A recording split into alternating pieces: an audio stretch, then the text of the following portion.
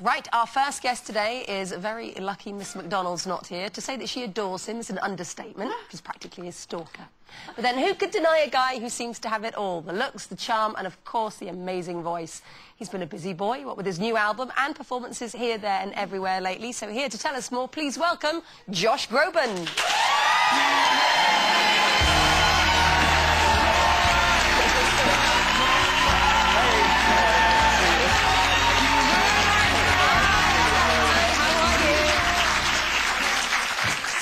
Everyone says such nice things about you. Oh, that's very nice. Yeah, you are cute, aren't you? I'm the one in the babe sandwich here. This is, I feel like the pickle.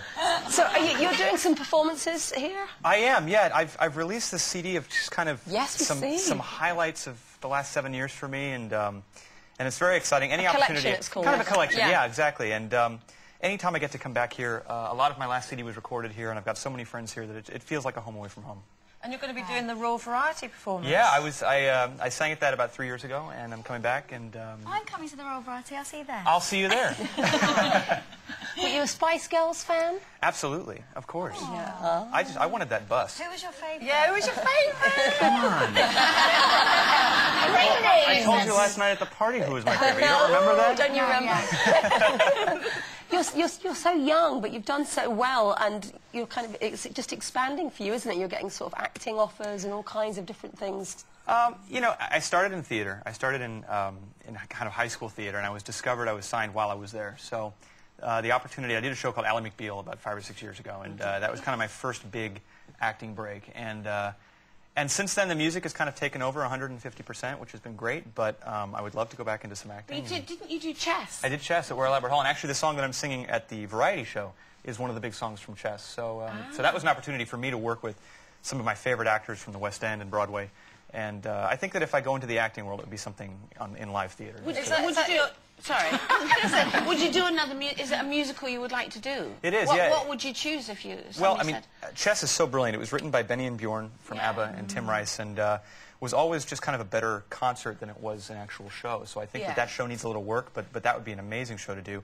I'm a big Sondheim fan. I'm a big Andrew Lloyd Webber fan. So a lot of great musical theater music has come out of this country. You're always looking for the next, the next thrill, because you have done so much, and you've performed in all these places like the Super Bowl and the Vatican, and with Barbara Streisand, and it's almost like you're at 27, you think, have you peaked now? And you said 24 million. I'm going to pack it in. 24 million albums as well. Yeah, amazing. What's next? I always want to be able to play it because I love the game, and so I'm very, very excited that I've had the success that I've had, but I think that all that really does is allows me the freedom to just go where things throw me and to go where the music gives me the goosebumps. And so, no, I think that the flame for me is there more than ever, and I've got so many other things that I want to explore musically.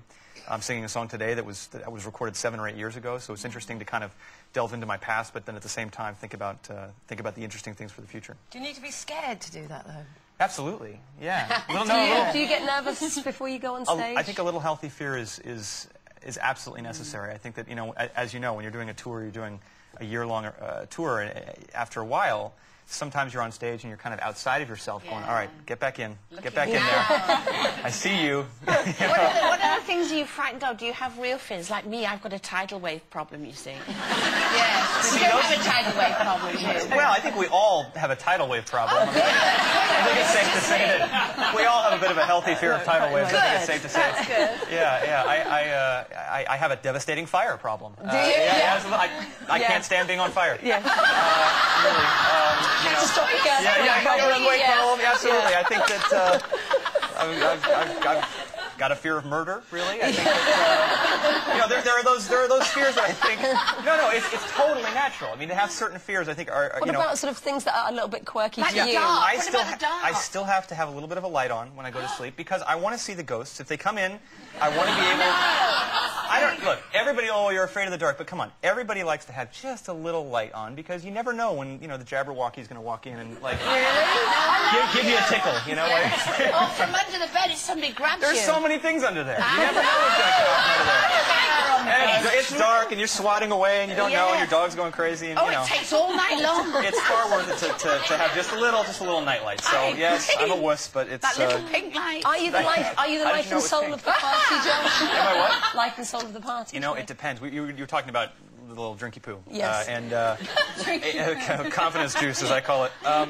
And you know, it depends on the party. For me, it's all about the friends. If I've got great people there, then I have a good time. But generally, a little bit of a drink helps out. I never get to the point, because I'm a control freak too. If I get to the point where I'm having a hard time walking through the door, I know it's time to stop. But I will literally go from sitting in the booth saying to myself, oh, these guys look like idiots. I'm not going to dance like that. Are you crazy? I'm not going to do that. To having a couple drinks and thinking to myself, I am going to teach these people something. I cannot wait to show these people what I have to offer right now. Yes, but can you do it without drink? You know, I could. Yeah? But it takes a very special lady to pull me up without a little something. Really? Yeah, that's how I know. Because, no, I'll say, look, it's not that I'm not interested. I don't dance. I'm a terrible dancer. Please, Are you really a please. terrible dancer? Well, which is funny because I'm kind of rhythmic. But when my fans know from my concert tour, I tried a little bit. And It doesn't work. No. nope.